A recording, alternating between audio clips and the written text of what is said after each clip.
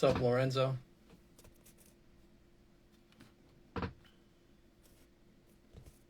Getting ready to do this interview with producer Mark Batson. Look him up. He's a partner of Dr. Dre and has worked on a lot of stuff in hip hop. We'll be definitely talking about that. What's up, everyone who's joining right now? Getting ready to do this interview with producer, songwriter, musician Mark Batson. You might know him from his work with Alicia Keys, with Anthony Hamilton, Eminem, Dr. Dre, and beyond. He's got a new album out. We'll be talking about it. Lee Warren, I appreciate that. Montrez Jones, what's up? So he'll be joining us any minute. This is one of my first lives in a while, getting back to doing these interviews. Thanks everyone who's checked out our podcast and supported us on there. So we're just waiting for Mark to join. Looks like he's here. We'll get this thing started. Let me send him an invite.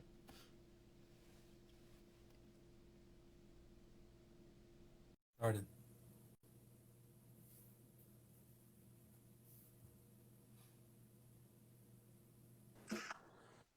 Hey, Mark. Hey, how's it going, man? Tom from I Got Soul here. How are you? What's up, Tom? Good to see you, man. Good to talk to you. Thanks for taking out some time for the interview. Thanks for having me, man. This is my first Instagram live ever, man. That's pretty cool. Glad to be your first. You know, we've been aware of your work for a long, long time now. I'll never forget, I heard Alicia Keys. I think it was when her As I Am album came out. I remember her shouting you out for your work on there. And I just thought that was so cool. And then since then, I've taken notice of your work. You know, obviously, I've read up on your whole discography. So we'll get into all of that. Of course, we're here to celebrate your album. You know, I want to see you shining, which is a special moment. But first, we'll take it from the top, kind of start at the beginning. Always like to get through some of the history. Tell us, you know, what was your first placement? Take us back to that. Well, you know, I had some placements. I made a lot of, like, independent, alternative jazz records. My brother and myself, we had a group on Polydor Records called Get Set VOP. It was a rap group that had live instruments. I did a live album with Arrested Development when they used to have MTV Unplugged. I worked with another singer named Sandra St. Victor. I see Stephen Hill just joined. What's up, man? Mm-hmm. My first Instagram live, Stephen Hill. Then I got hooked up with my man Ron Lawrence. I was going through, like, I couldn't get records placed. They just wasn't working out. And then I hooked up with my man Ron Lawrence, who was one of the hitmen. Yeah. And then he put me with Carl Thomas. Wow. And then we made a record called Cold World. Yes. Cold World. Yes. And that was my first record that I ever heard play on the radio. Wow. It was my first joint ever on the radio. That was around what, like 2000 or so? Something like that. Something like that. Something That's around. Cool. Awesome. And then I remember, you know, obviously your early work with Anthony Hamilton. So, I mean, people don't realize a lot of times, you know, you helped out with Coming From Where I'm From, you know, Charlene. People don't realize that was his second album, you know, because that was when he blew up. But you were there. You helped him in the process of him becoming a star. I mean, what do you remember about being around there at that time? Well, he was signed to Atlantic, and they were having some problems with what direction they wanted to go with him. And so I hooked up with Michael Caron, and then we were talking about, you know, where he would be. At that time, he didn't have a deal. He was kind of like in between deals. And I just liked him a lot. He's just a good friend of mine. He's an incredible barber, so he used to come through. Hamilton still come through and trim you up, you know, get you right. He was a great barber. And he was just he became a good friend. And we kind of hung around my house, just my studio at that point by Madison Square Garden, and just cut records and just created together. And then and we came up with, you know, Coming From Where I'm From, Charlene, and another record called Since I Seen You. Yeah. And that was the fabric. I think Atlantic, it was a little different than the direction they wanted him to go in. And then he eventually went to Jermaine Dupri and Michael Malden, and then they took the whole sound of what Anthony Hamilton became over to their label, and then we just built from there. And then we just had a lot of records that we created together that played, that really rocked well on that contemporary R&B format. Right. And we had a record, I think, on there, Can't Let Go. That's one of the longest and highest play records that's ever been on that format. And then Charlene became his signature song, to the point where Anthony always jokes to me that he's at his concerts and he says that the audience is yelling Charlene, Charlene so much that he has to say, "Stop! That's not my name." Yeah. Oh wow. Well, let me dig into a couple of these tracks because Charlene, Can't Let Go, like you mentioned, which was on his next album, man. Those are two of the most probably somber songs that I know of in R&B music. I got to be in a certain mood to go there because it takes me somewhere. I mean, what was it like creating those? Oh man, like when we did Charlene, it was a zone. Like, me and Anthony, grab a bottle of vodka or something. It's 3 o'clock in the morning. We just catching the vibe, and in some way in there, a song comes out. I think with Yeah. myself and Anthony, I think it's never been like a kind of a work thing, so to speak, like a 9 to 5 thing. Like work with Eminem is like a 9 to 5. Like you come in the Yeah. morning, you have lunch in the afternoon, and you Yeah. leave after the evening part. But with Anthony, it's more like, we hang out. He's just my friend, come through the studio late night. We stay up for a while, and then somewhere in between having drinks and talking about life, then out comes a song. And that's when we find those songs. And that's when we found both Charlene and Can't Let Go, just on late night hangout sessions, just kicking it in the studio until something just happens between us and it just turns into a song. Right. That's dope. And of course, coming from where I'm from, the song, such a powerful statement that's coming out as his breakout single. Lyrics are powerful. Such a timeless song that's still in rotation to this day. What do you remember about creating that one? Coming from where I'm from? Yeah. To me, it's like it's a part of that song that's the story of Anthony Hamilton's real life. Like that's the thing that his reality that he could always capture people into. It's like these are things that affected his real life. So when he's talking about, like the struggles, like this is real life for him. So we kind of found that zone. And I think one of the most impactful things I remember about coming from where I'm from, because when I first made the record, those were the demos. And I, my mind was like, look, we need to put the horns on it. We need to blow it. Yeah. And then Jermaine was like, nah, leave it raw. Like, leave it just straight up raw like that. At that time I was listening, I think the blueprint might have been out. And the drums, some of the drums on the blueprint was the sound that I was going for on that. But one of the most impactful things for me about the Anthony Hamilton coming from where I'm from was the video. So when he came to me and he came to my studio and he played the video, it was so emotional for me. It was a monumentous experience for me to see the story of him come to life. And sometimes, with artists, people can't capture it. They're trying to make their stories come to life and things are happening, but people can't capture it. And there's some way in that coming from where I'm from message, the song, the album title, the video, it captured the essence of who he is. And then he could just do nothing but build on that from that point on. Right. That's awesome. Amazing work with Anthony Hamilton. Yes, sir. Thank you. So around that time, I think you also worked with Joe. I was digging through your discography.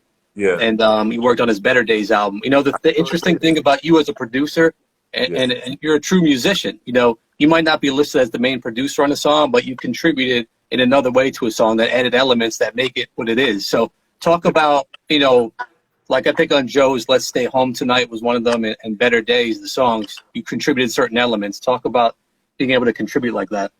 Yeah, Joe, at the time, I believe he was managed by Kadar Massenberg.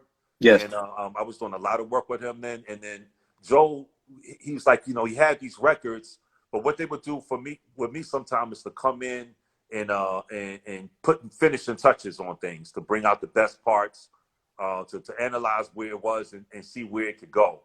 And so with him, it was about creating string parts. We brung in, like, Joe is like that. He brings, it's like some street joints, but it brings a lushness to it. You know what I mean? Yeah. Like, it's kind of like these luxury street joints. And so we wanted to have that luxury feel to it. So we went in and crafted some beautiful strings to go with it.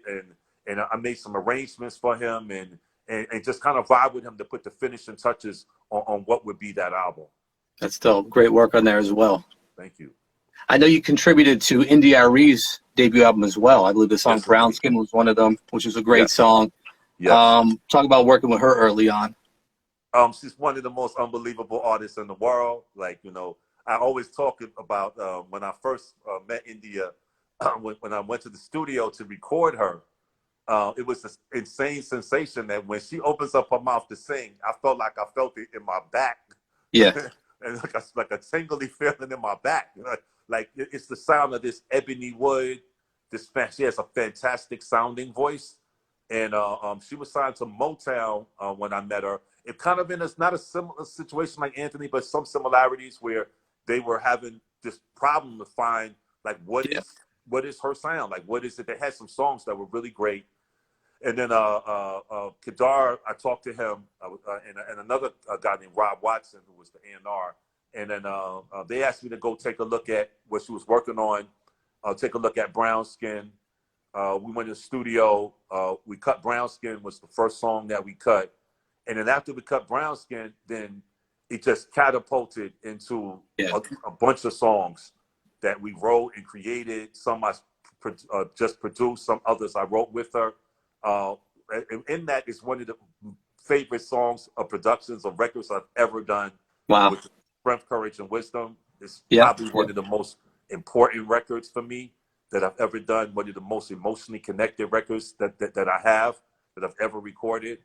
And for me, it was just about, you know, finding that lane that she was in, which was, for me, from making records for people like Anthony and making records for people like NDRE, it's about like featuring their voice front and center, and then building elements that complement that, rather than huge productions that are like, you know, inside of that type of production, you get to identify who the artist is, and that's what I went for production wise on India, and it's just like, you know, magic to hear her voice.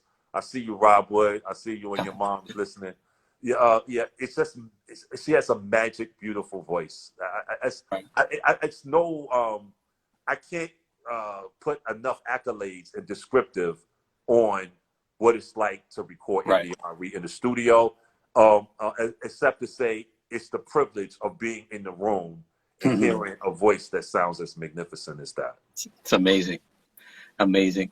You know, you work with so many legendary artists. I mean, I'm just thinking, we named some like Joe Anthony Hamilton, NDRE. We're going to talk about Alicia Keys later, but what is it like when you come into the studio with these artists for the first time? Are they trusting your process? Are you kind of letting them know which way you want to go? Are you listening to them and building around them? How does it work? Well, you know, when you first come in the studio with people to work, you know, it's awkward, you know, like creating with people. It's awkward, you know, and as artistic people, you know, we have a lot of social anxiety, you know what I'm saying? So emotional anxiety of just creating with other people. So it's about finding that comfort level. I think that for myself on the outside, especially working with artists like India, Anthony Hamilton, when I first came into the industry, you know, I came with a full head of steam. I had a record deal, you know, with my brother on Polydor Records, and we were trying to find something, you know, build something, and it didn't happen for us there. So when I see other artists trying to find their way or struggling to find their way, it makes me twice as empathetic to make sure their vision comes to life. Right. I'm just rooting for them, and so inside of that, I think I put my own personal emotions away and just really focus on what can I do to help amplify this person's dream. Right. But it is at first awkward experience to create with people, you know what I'm saying? Like to go in the studio. And sometimes with bigger entertainers, it could get a little bit even more awkward because, you know, you're dealing with the fact that so-and-so's a star and the stardom that comes with that. But after you know, settle in, you know, a couple of days of recording, it starts to become more comfortable. And for most of the people that I work with, we've become great friends. That's awesome. That's awesome. And when looking at your resume of who you've worked with, man, you must have one of the most diverse roster of artists from like every genre out there. You know, usually you see producers and songwriters, they stick to one genre, they master that genre.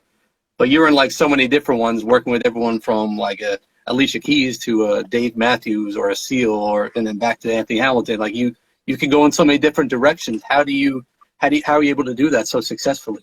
For me, I see music as like one thing. I don't separate them. It started for me as a kid. I grew up in the projects in Brooklyn, and myself and my brothers and sisters, we all had classical piano lessons. So, you know, we were 5, 6, 7 years old, you know, to teenagers, having classical piano lessons, living in the project. So um, guys that live in the neighborhood, some of the older kids, rough, project kids, will all come up to my floor to drink and smoke weed, Mm. to listen to us practicing Beethoven, Bach, and Brahms. Wow. You know what I'm saying? So Wow. at that point, you go out, you see these kids, and they like, oh, that's the kid that, they've been listening to straight up classical music. You know what I mean? Yeah. So I think at that point, as a kid, I started realizing that taking the divisions away, from this style or that style. And then I went from playing classical piano, then I played gospel music in church, then I played in wedding bands, R&B bands. Then I got a scholarship to play at Howard University. I played in the jazz big band ensemble there.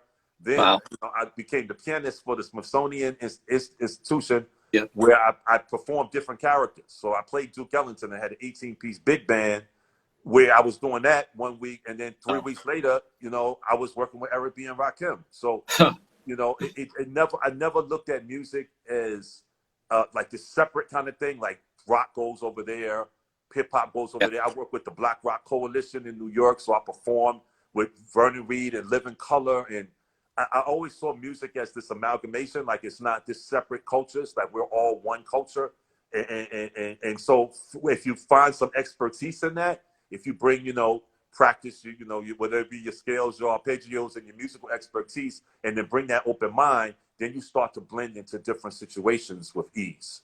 And Right. so it comes to a point, like when I'm with Dave Matthews, I respect and love his music in the same way I might feel about 50 Cent. Yeah. And the other day I was talking to doing an interview, and there's some characteristics of Yo-Yo Ma that I see in Eminem. Okay, Corolla, I see you. I see some characteristics that they both share, as far as Yeah. like this high level of expertise. That's Joey Sasso. He's got the big TV show. I hate to drift off. I'm seeing names of people. This is my first Instagram live. Oh, So you're all good. You're doing good. Jonathan Brooks. He's one of my favorite singer-songwriters. I saw that. But I'm just saying, generally, it's a mix. I don't see it separate. I see Yo-Yo Ma is a guy who's like, I'm precision, Bach, of every detail, and then taking that detail and combining it with emotion. And then it's like, whoa, now you got this classical musician who can take Bach and then take the Bach suites and then make it into this huge emotional thing. And here it is, Eminem.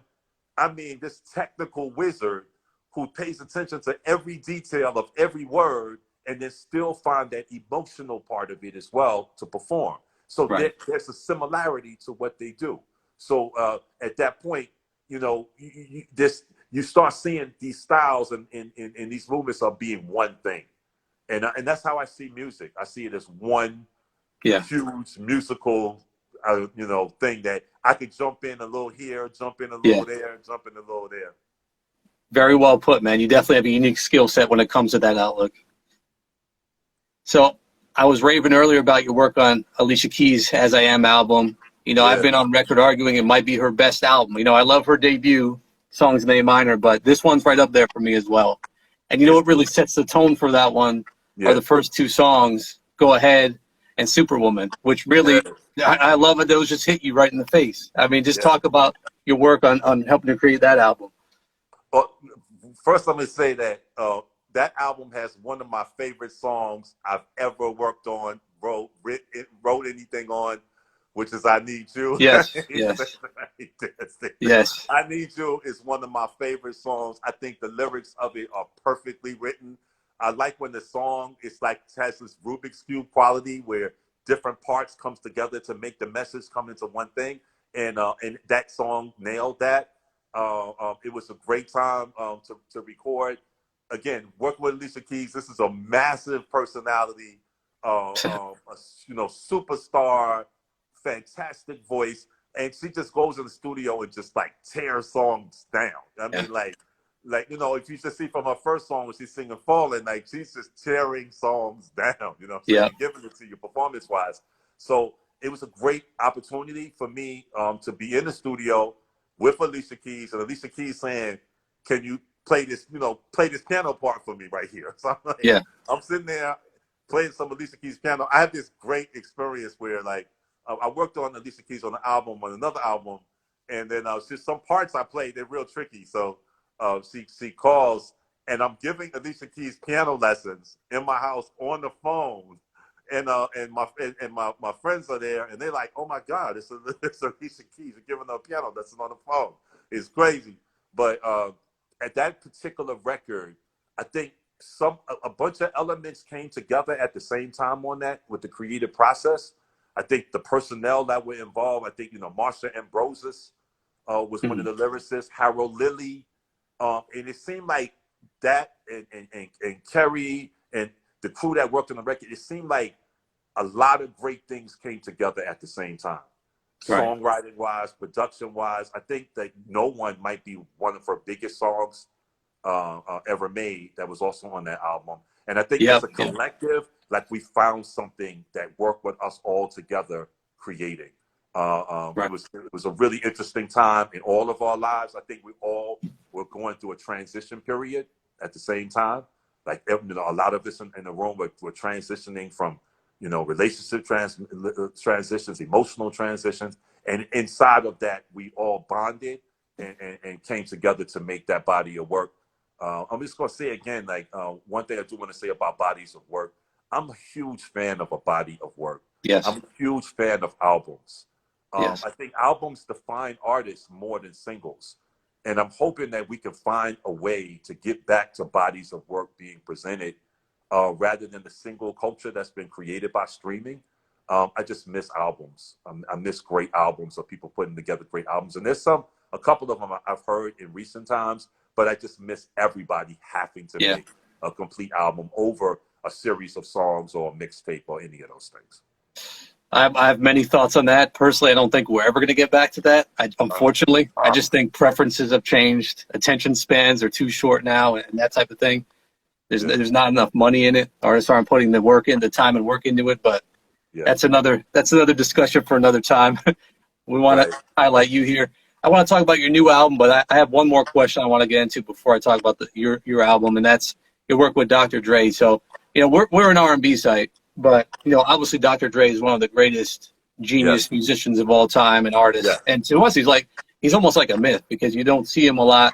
He doesn't work with a lot of people. He doesn't come out too often. But when he does come out with something, obviously it's some of the best music you've heard. And for him to have handpicked you to work with him on a lot of the stuff he's doing, I mean, that's an amazing accolade in itself. How did you become, handpicked by him and begin working with him? I was working a lot with Shay Pope. Who was another heroic producer, did a lot of Lauryn Hill's Miseducation, also wound up eventually running Kanye's company. He's my right-hand man from New York, and he was working with Dre. And at that time, I was, doing my output was a lot of R&B records. And then I came, and then he brought me over to their studio, Record One, and I worked with Dre for 2 days, and he was like, "Nah, man, you can't leave. You can't leave," because of the flexibility. Dre might want to create an R&B record one day. He might want to create a classical record with hip hop. He might want to have something with jazz. Like his musical tastes are vast. And so if you want to be able to create, you got to be able to. Somebody like me was perfect for him at that time because I could bounce around from different styles, and then just keep creating. Because with Dre, you might have to make, hundreds of records with him before somebody hears one. Yeah. Somebody, you're in there just cranking and cranking, and you got to have the discipline. You have to have the mental wherewithal. You can't be afraid of like, okay, we did these 10 and those 10 are not out. We got to do another 10. We got to do 50 records to get there. You know what I mean? Get to that point where we feel like what happens when you listen to Dre, you have this whole album and it's like impeccable. You know what I'm saying? Doggy Style, The Chronic, Get Rich or Die Trying. If he's producing your album, that means y'all cut records and went through to get to find the finest points to make an impeccable album. So to be on that team, it takes a discipline and a love of music. So I loved it. You know, his sound system is the loudest sound system probably in the United States. You know what I'm saying? And some people can't take that level of sound. But, you know, I grew up block parties, jams, Yeah. hip hop, loud music, loud stereo systems. You know what I'm saying? I got a loud stereo system. Yeah. Big aux speakers and a bunch of subs. And I love being in studio with him, and the sound is vibrating my chest, and we just cranking out song after song after song. So I just came at the right time and was blessed to be able to work with Eminem, work with the Game at the beginning of the Game, Yeah. and work with 50 Cent when 50 Cent was riding Yeah. hard. And it was a great time. I think that Dre, if I had to label him, I would say that he's the top producer in the world that ever lived. Yeah. And you know, the only comparison that can maybe go up against him, and you know, is Quincy. Yeah. And well, when I look at Quincy, I'm saying you can't take nothing away from Quincy. Yeah. Quincy made some of the greatest records of all time. He made the Michael Jackson records. You can't, you know, take anything away from Quincy.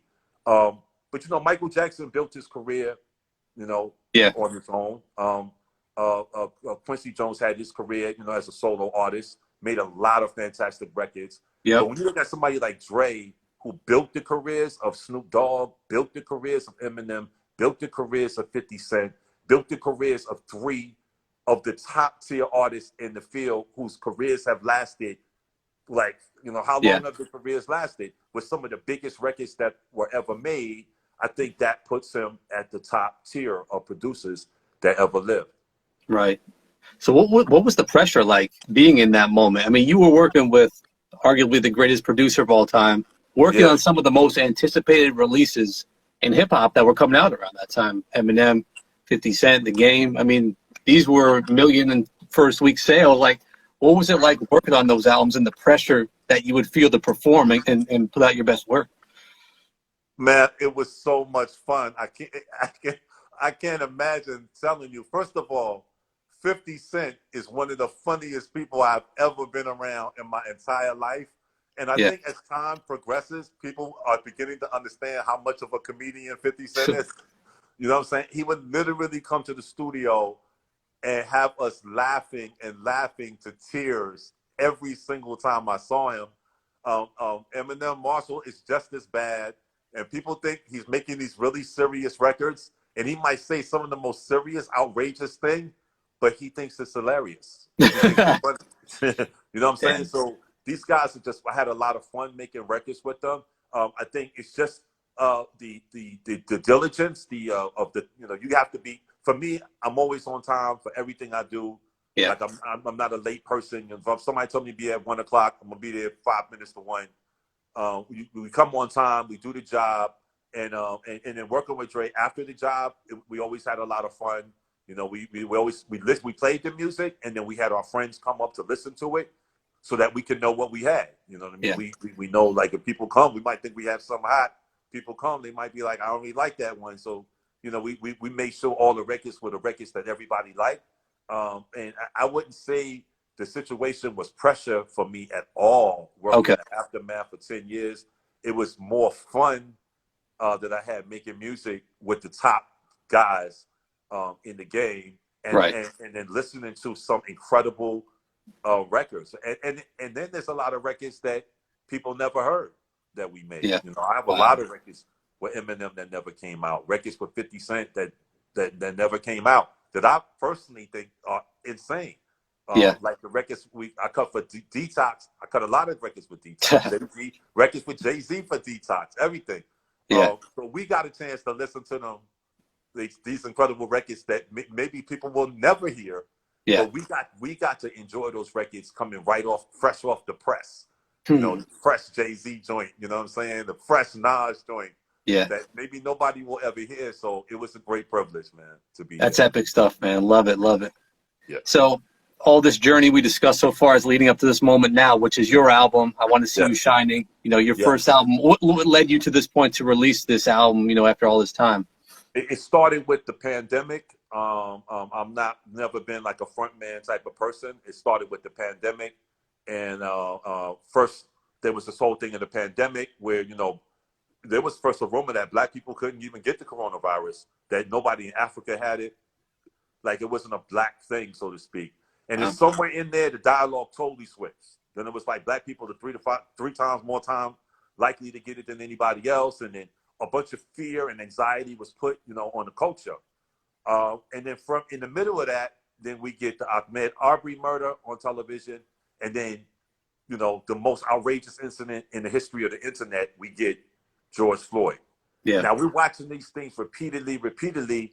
And then I didn't feel empowered, from it. I felt like I was struggling against mighty forces that were, that they were going to discourage me, to take away things. And the records I was listening to, they were not feeding me back. I usually, at that time, I was really, when I'm working out, I'm Wu-Tang, Griselda, those my joints. I saw Bink on here. I listen to records Bink produced, you know what I'm saying? I could listen to a lot of hardcore hip hop. It's what I grew up with. But something was not connecting with me. I felt there was so many aggressive forces that we were dealing with that I had to actually say, let me write something to feed myself. Yeah. And then the first rejection of all the negative forces was a song called I Am, was a poem that I wrote that I was like, nah, I'm a walking monument to excellence. I'm a higher force of being. Like, my lungs are strong. Like we could defeat this. And I'm talking to myself in the mirror. And then it turned into more songs. I'm writing these poems to myself. And then it got to be a bunch of them. And then I sent them to my sister, my partner, Rosina, and to Justin Hunt, who has The Breakdown. And I sent them to Philly Swain and Bishop Lamont.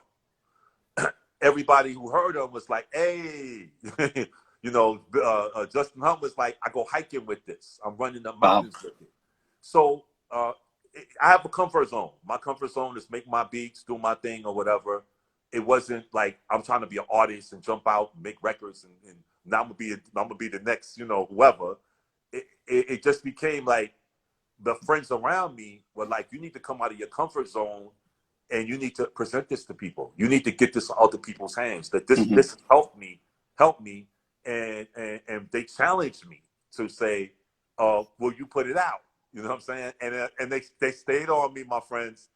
And then after a while, I said, "Okay, I'm gonna try to figure out how to do this." So I just put them all together, made a rough mix of it. And then after that point, I started talking to friends and then I found a marketing person, Charlene Vaughn, who came in, and she worked with my partner, Deirdre O'Hara, and they put together, it's a team. And then from that team, we started to present the music to people, and so many people loved it. And then we started, they got into therapists. And there was an organization called the Acoma Project. And it's for work, it was mental health charity that works for African-American youth. And I said, this is an ideal vehicle for me to do something for this charity as well. So we wound up putting the album out. It's been getting like an incredible response. We came out #1 on iTunes, for new age music, for something brand new. It's a new age hip hop album. It's something that's never been done before. Yeah. And I got so much love for it. And then we took all the pre-order money and the order from the sales, the money from the sales, and we gave that all away to the Acoma Project, so we could just help the kids who are facing mental health problems. Because I can't imagine what it's like being 12 years old, 13 years old. School was already hard enough. Yeah. You got the classes, you got pressure, you got emotional things you're growing through. Now all of a sudden you got to wear a mask. Yeah. You got the people that tell you don't have the mask, you're going to die. You got to we're 6 feet apart. Everybody's in fear all the time. I can't imagine the long-term effects of this. So I decided that this album was the best thing that I could do as an elder statesman of the hip-hop community. Yeah. What can I offer to this? It was this album and to write a book. It's called I Want to See You Shining, which I wrote with a woman named Dr. Alfie, who's a great psychologist. And it's a book on what to do when you're under a lot of mental stress and what to do. And that book is being released tomorrow in conjunction with the album. It's 2 tools. We call it the Empowerment Pack. So if somebody's feeling the weight that a lot of people are feeling, just totally exhausted by the things that went on in the world, that they can use these 2 things to boost their energy. I love that, man. What I love about it doesn't sound like anything else, and it's a message we need. I think I read you call these positive affirmations, and Yes. that's exactly what it is. And the thing I always think about though is how do you have the courage to put out a project like this? Because let's be honest, many artists just are trying to do what's popular, trying to do what other people are doing, following trends, doing what will sell. How do you have the courage when everyone else is going in a different direction to put something out to try to help people? Because obviously we need more of this. Yes. Again, it was a big step for me. It's way out of my comfort zone. You Yeah, know what I mean? And it was a big challenge for me because it's like, okay, this is.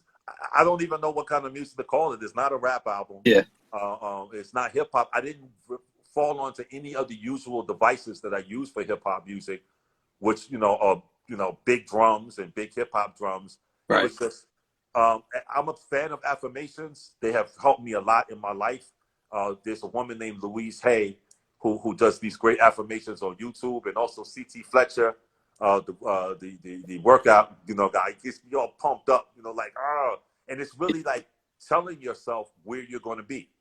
I am this, I am special, I am magnificent, and this album I made is about drilling those points home. To there's a song on there where I say, the one I had to do for myself when the mountain of stress came down, I'm like, I am strong and courageous. I have no fear. I'm right, strong and courageous. I have no fear.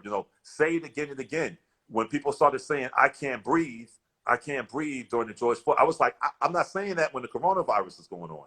I wrote a right. song called My Body is a Temple and I'm in perfect health. My lungs are so strong, I blow a breeze and you start freezing. It's like, it was about using the words and affirming that greatness in yourself. And these are things that I'm struggling with myself. Like, I'm not there. You know what I'm saying? I want to be there. That's Yeah, why when the record, the artist on the record, I felt like I was producing King Batson. That's the best version of myself. I'm yeah, working to get there. I'm looking for people around me and saying, look, can we all find our royal selves in this right now?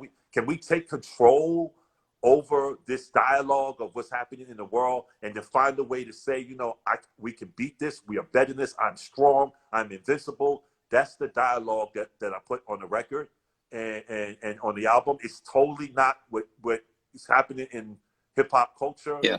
I don't want to compete with that. You know what I'm saying? That's people's lane. That's what they do. I once talked to Pharrell, and Pharrell was like, if your music sounds like somebody else's music, get out the way because you're in their lane. You know what I'm saying? Yeah, And, yeah, and for all intents and purposes, if you remember Pharrell, Chad, and the Neptunes, their music all sounds like yes, them. It always sounded yeah, like him. It always sounds like him. And so it's always something fresh he brings to the art.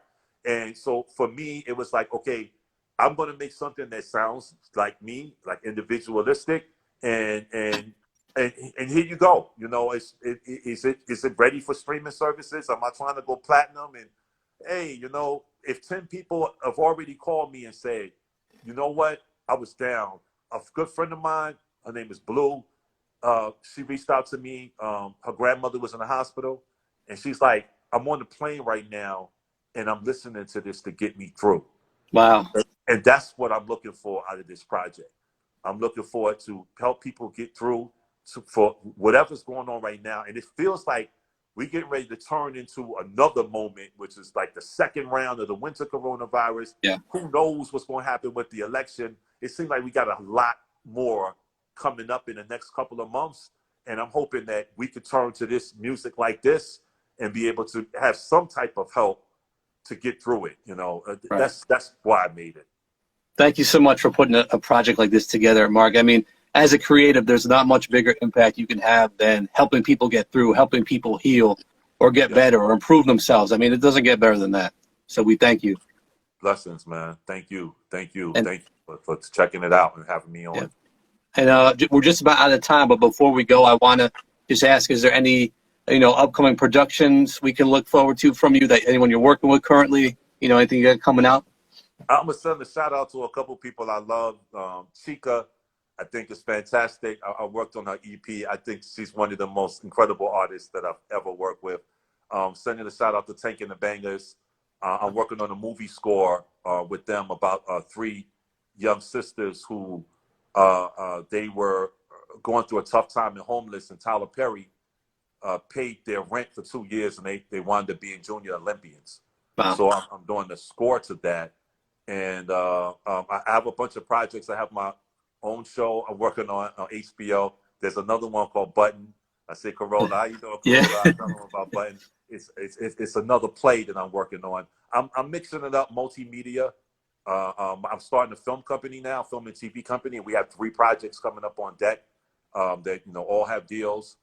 One of the main focuses right now is our project on HBO, which is we've been keeping the dialogue of what it is under wraps, but it's something real special. We're in development to that, but it's a huge opera hip hop piece that we're doing for HBO. So I'm just kind of like finding different ways to use my music and to use my talents in a more vast way, a creative way that's fulfilling. But there's a lot of good stuff coming up in 2021.